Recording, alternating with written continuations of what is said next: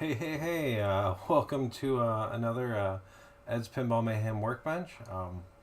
Been working in the basement, kind of as I said before. I'm just going to pop in occasionally. How you doing, CNK? Thank you for popping in.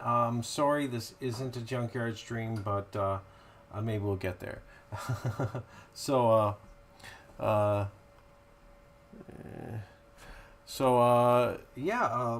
I'm going to show you. I'm working currently on. You can see the corner of it right there. A Chantal Metor for someone. It's a very unusual jukebox and not common. And I had to assemble the selection disc assembly. That's what the bottom looks like. The top, and there's a few parts here. So I was gonna sit and do it on my workbench. I thought, hey, let's do a live. Show you guys how I think it's going to go together.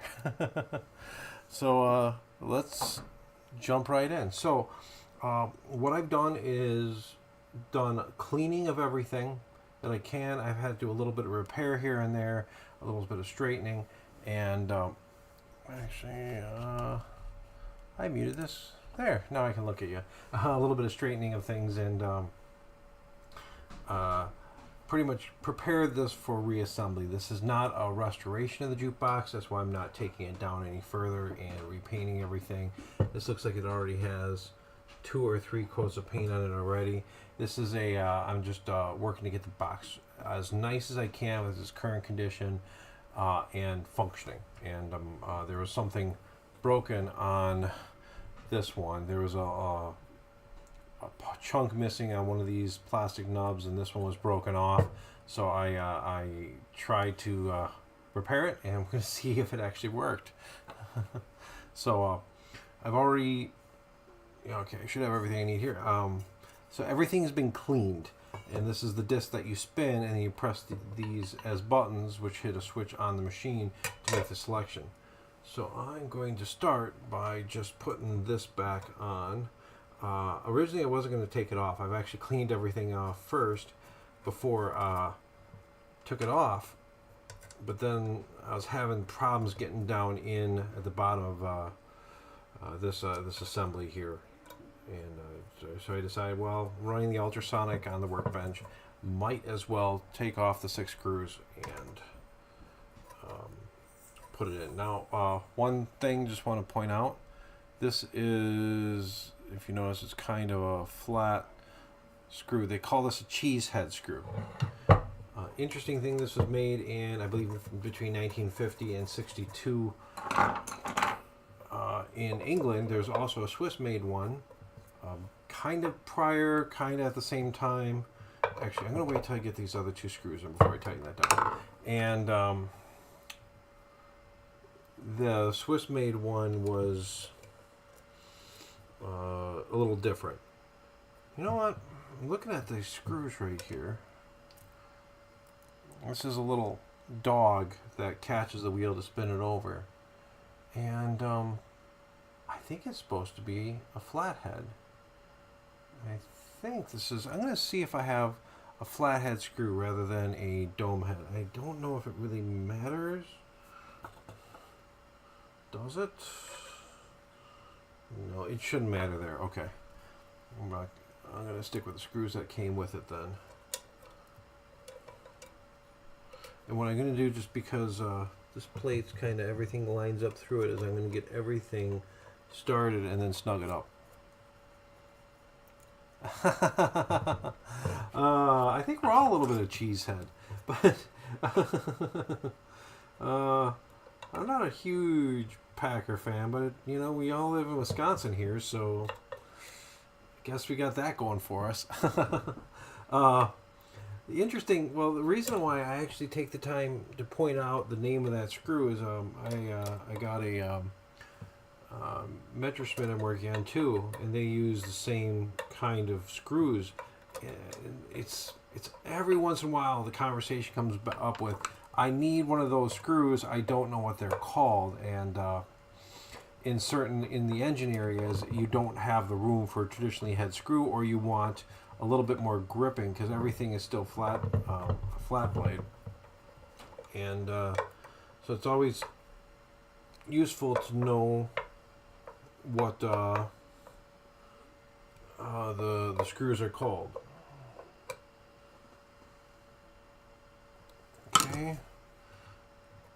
And now I can tighten down these two.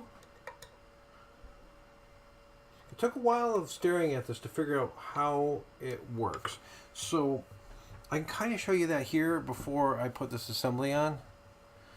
Yeah, I didn't either until I started. I never heard of either until I started messing around with the Metrosmith engine for the car, and I'm like, Cheesehead. Well, at least it's one name. There's probably other names for them, cylindrical heads, but that's the one name I found. Let's get a few tools out of the way. For that specific, straight up and down head screw. So this has these nubs on it. And I'm trying to figure out how it works. Pretty much, one rides on the inside of this ring at all times, and then when it hits here, that one will get kicked over and allowed to go through this hole. So, you demonstrate. So as you're spinning it, it's going to get its one in. Kicked, and then it goes to the next. So that's something I kind of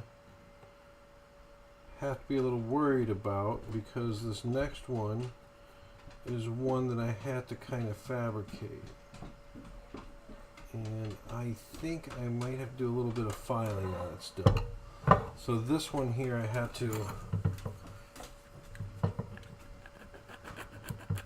add in, and I can see where it's binding a little bit.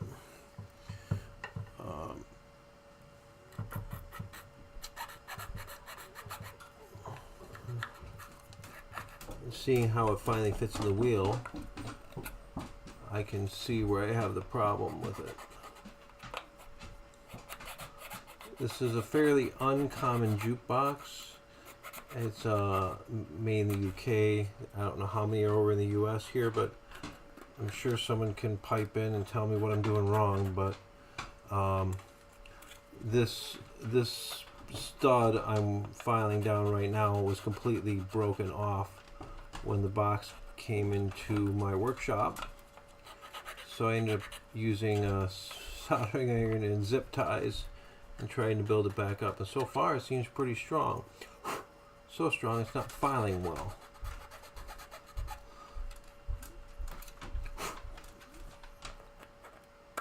I'm also trying not to be too aggressive. Take off what I have to.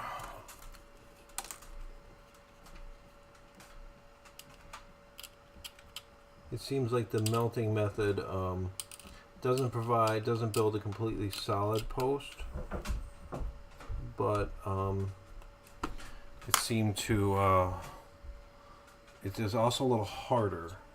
So let's see.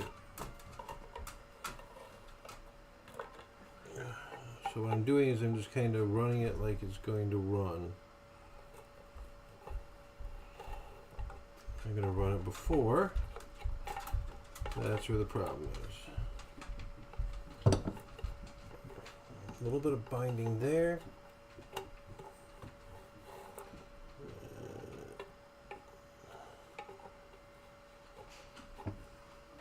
It's got to be tight in this mechanism, otherwise.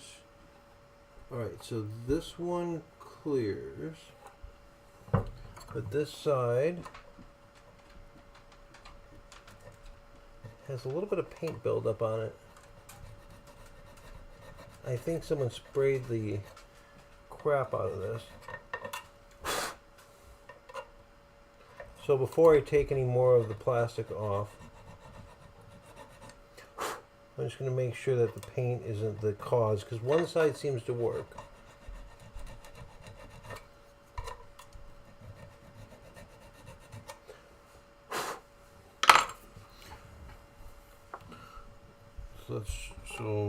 It's very hard to show what I'm doing here, and I apologize for that, but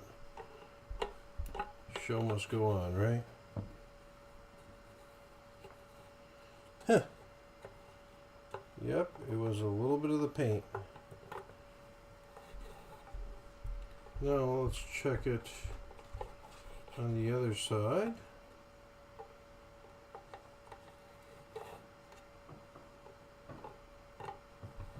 Okay, so let's see if I can show you. So you can see how that rides in there. It's very hard to show. It kind of keys over. So I actually, and the paint could have been the cause for the initial problem, because I always think of, why did things break? I mean, if people are spinning this like mad, you would think after a while it would just be worn a little bit, and why would it break? Unless something got jammed up, and that's really where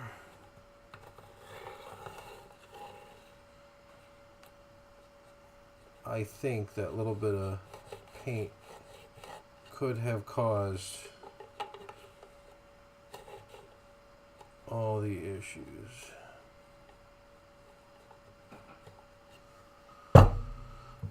Just in case, I'm getting a little bit binding right here.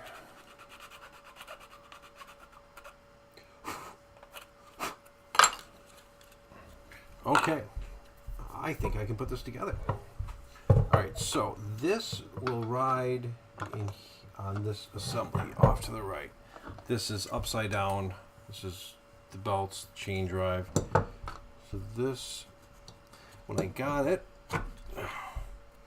this was here.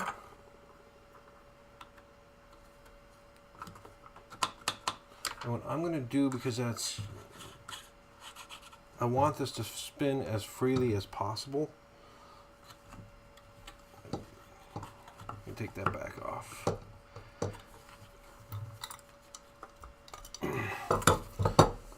That's metal on metal, so I think I'm safe to put a little bit of oil on it. A little bit of Zoom Spout oiler. Turbine oil, it's a really nice thin oil. It's what most guys have around for Seabergs.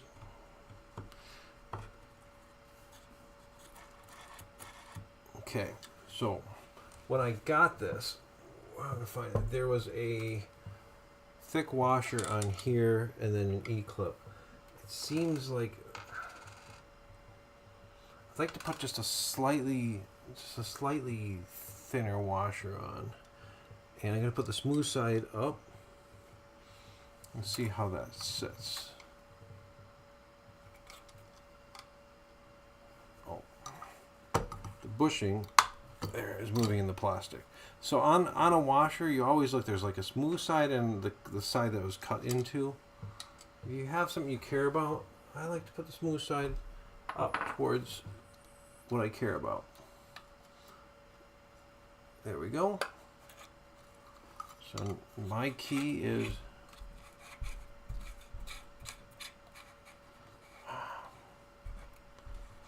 it's rubbing a little bit. I don't know if I like that.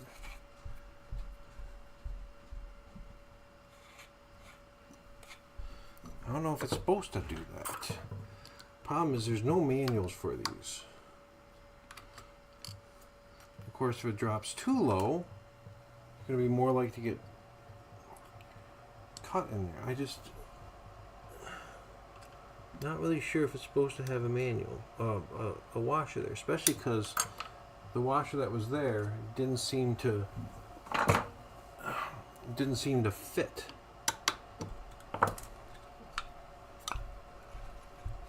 See, there's a little space there now, and it doesn't rub. I'm going to give this a shot. The other thing is there's a needle bearing in the end here. I actually can spin that now, and it's still dirty. When I first took it apart, that needle bearing would not spin. I actually had to use a screwdriver in there, move it. What I'm going to do, I'm going to just spin this a little bit, get some of that oil back in there. I think it's probably pretty rusty.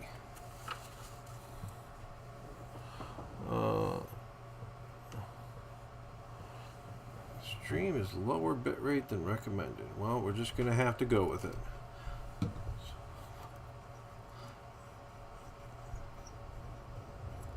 A lot of jukebox working on is oiling. A lot of it is just cleaning and oiling, working on jukebox, pinball, and arcade. Think about if you have an EM pinball and you have a problem, yeah, it probably needs a stepper service. That's the number one thing. I don't know if we've ever done a stepper video. We should.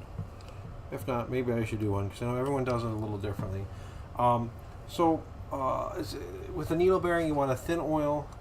The other thing I want to do, now when I had this in the ultrasonic tank, you're washing out any oil and grease out of everything. First I used ATF, automatic transmission fluid, and I used that to eat the old oil. I have a little bottle with it in there, and which I can get in. So I use that first. That's my go-to kind of free stuff up oil. It's ATF, so it has a lot of detergents. It's going to actually eat away old grease. Okay. I want to be careful. I don't want to slam this down, because I don't want to break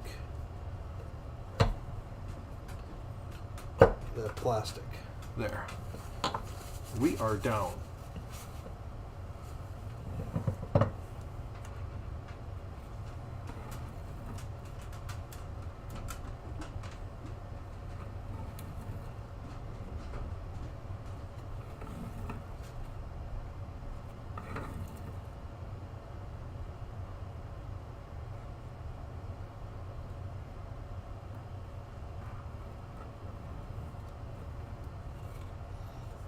Okay, I'm just going through the motions now.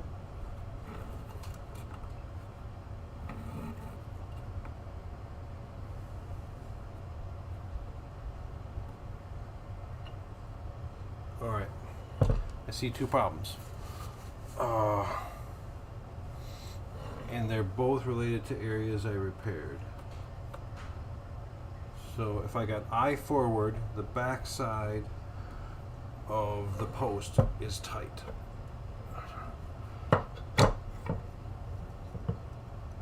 This one is one that I did some minor repair to. So eye is forward.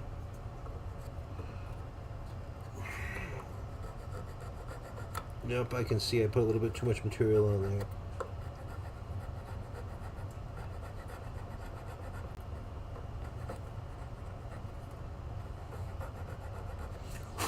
This is why you want to slowly check everything. When you get a jukebox, don't turn it on right away. Check all the cables, check all the ACs, and when you do a repair, check it. Check. Don't be confident and turn it on and just go, because I can't afford to break this, because this part is not replaceable. And actually, I have a general rule of thumb. When working on anything, treat every single part as if it's irreplaceable until you're absolutely done with the project.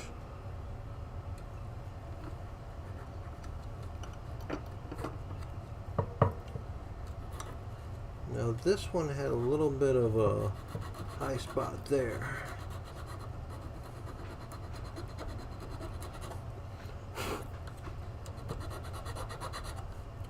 The other thing that bothers me is it is a little bit low, so I might have to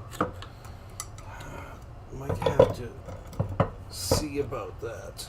Okay, let's carefully.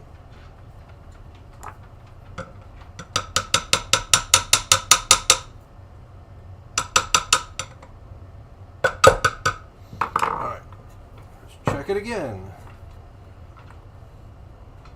That's binding Y.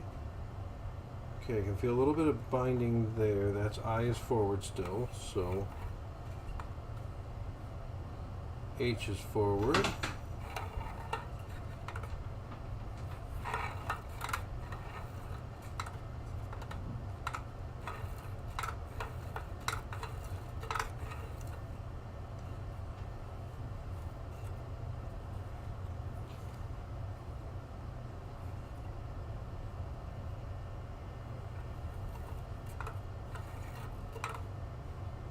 Alright, that's I is forward again. So H is forward, G is forward. Those three are binding. F seems fine. I'm going to get into my second repair here pretty soon.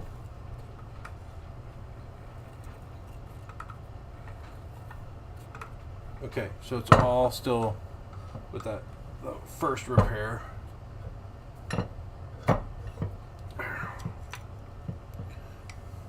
With the I being forward. So the I is forward.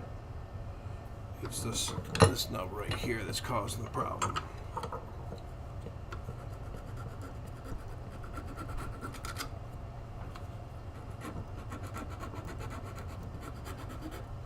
One thing is, think about it, is I'm sure with time it would wear itself in, but I don't want to risk breaking anything, so a little bit of shaping now won't hurt.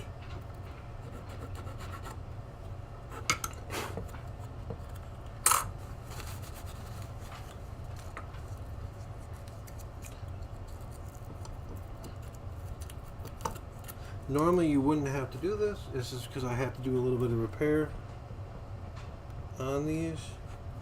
Another thing I did when it was apart, I cleaned this disc really well, and cleaned off a little bit of paint. So I just took a little bit of black paint and I retouched up the J. And to make a paintbrush for that, you know, I'm thinking about this as rubbing a little bit. I'm like, I'm a little worried about that, you know. More I think about it, it's going to be hanging. That disc will be hanging. So if it's just rubbing a hair, sure the slop in the system will cause you to be fine.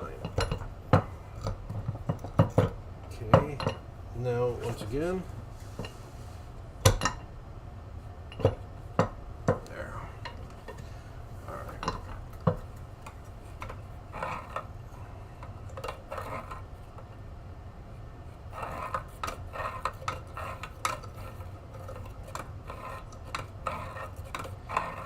So I know with just getting something working, the importance of the selection discs turning is not really the end of the world.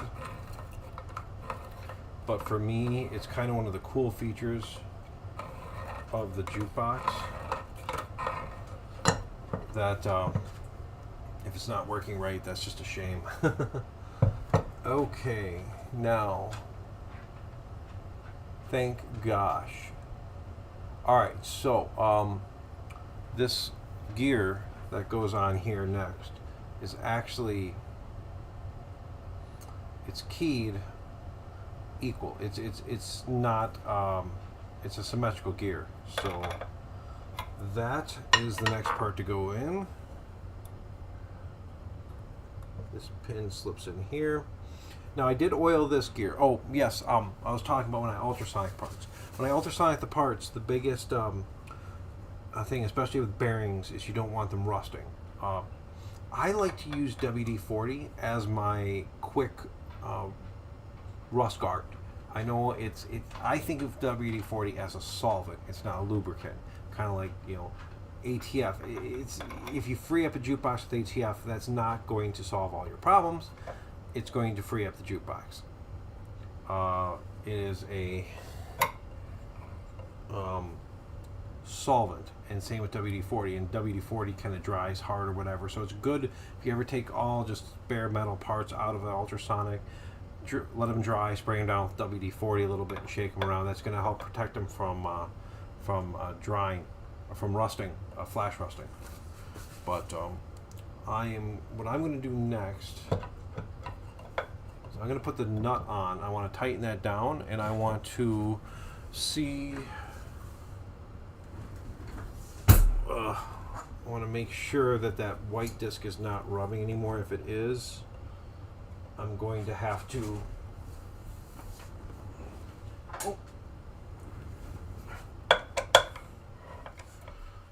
I'm going to have to put a spacer on. So now,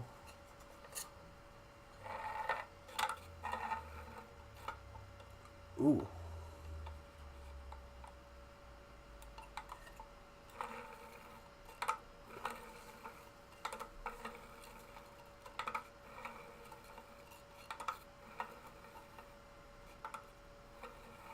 Okay, can't hold it anymore.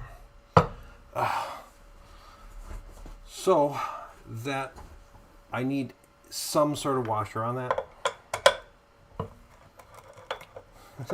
So yeah, you guys came here to see me put this together, and you see me take it apart and put it together multiple times.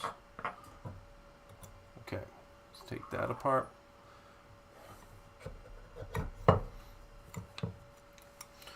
I need some sort of spacer on this.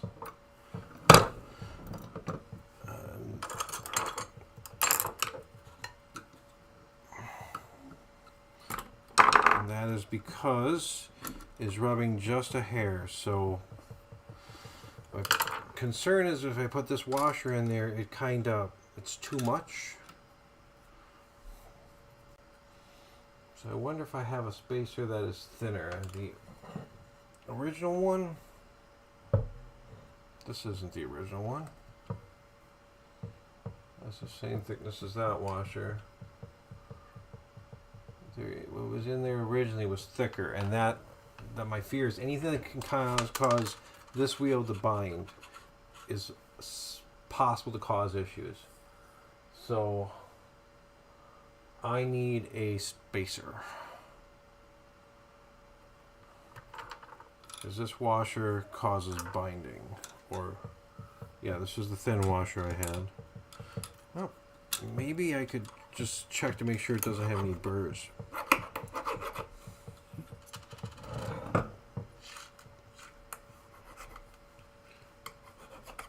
Top does not.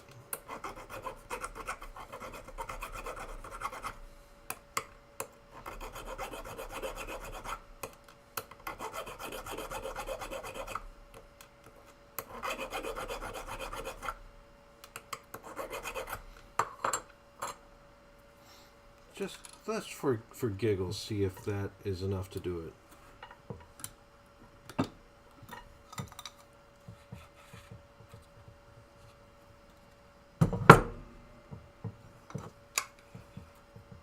It is.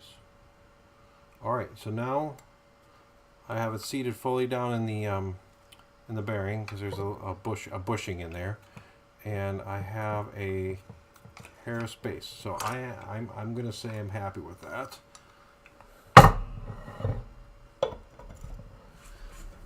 Once again. Alright, now put this pin in. Oh, other way. And because this is not directional, put that on.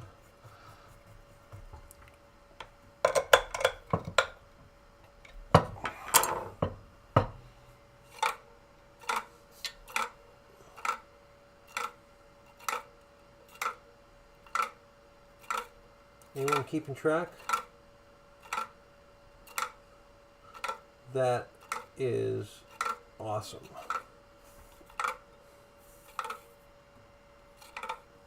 All right, we're starting at G.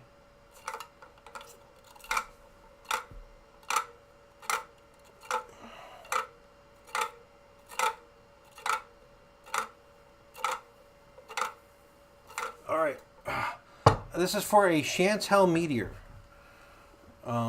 made in the UK. Between 1959 and 1962. All right, so I went that way. I'm going to check the other way. G, H, I, J. I'm going to chalk that up as a success. Now, I can put this assembly in. I got a line. There's a bunch of hardware jammed underneath it to line it up. So putting this in the machine is another trip.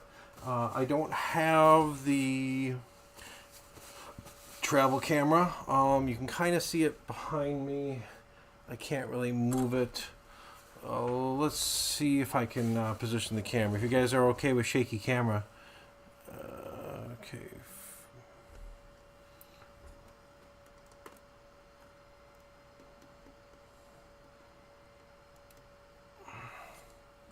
That is the box. It has a big dome that actually goes out and then back in. I need to get this done because you see all the hardware for this is sitting on top of it. And once I get that done, then I can actually work on the light. I really, really want to get the light done. And that there is a Wurlitzer tape jukebox. I think I've done a video on that. I'm not sure. It's mostly working. I actually got a second one and then a half one over there. Yeah, I'd call that a success from a non-functioning. I couldn't be happier. It started with a non-functioning assembly when I got it. This was filthy. It was broken. It was jammed up. The needle bearing in there was so jammed up. I had to, with an X-Acto knife and with a flat blade screwdriver, move every pin just a little bit and then keep soaking it down with ATF. I couldn't roll anything. Then I actually had to get to the ultrasonic before I could roll them, but I was able to move them back and forth and scrape out between every needle just the junk.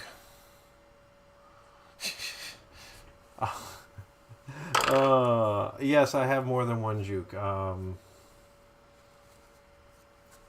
In this room alone, 1, 2, 3, 4, and 2 halves. 5 and 2 halves.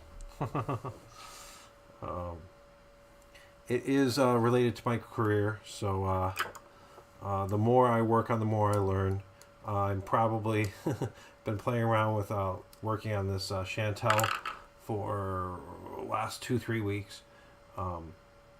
I'm probably one of the most knowledgeable people on Chantals in Wisconsin right now because it's just not that common of a box.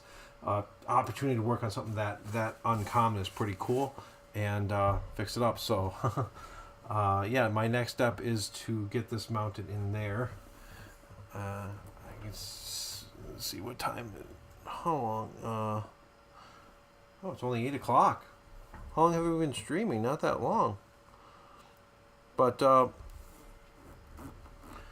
I think my next step is to mount that in there and start playing around with the fit. I got a few things to fit back and forth. I'm not going to be able to interact, so I think this is a good time to end it. We got one assembly successfully reinstalled.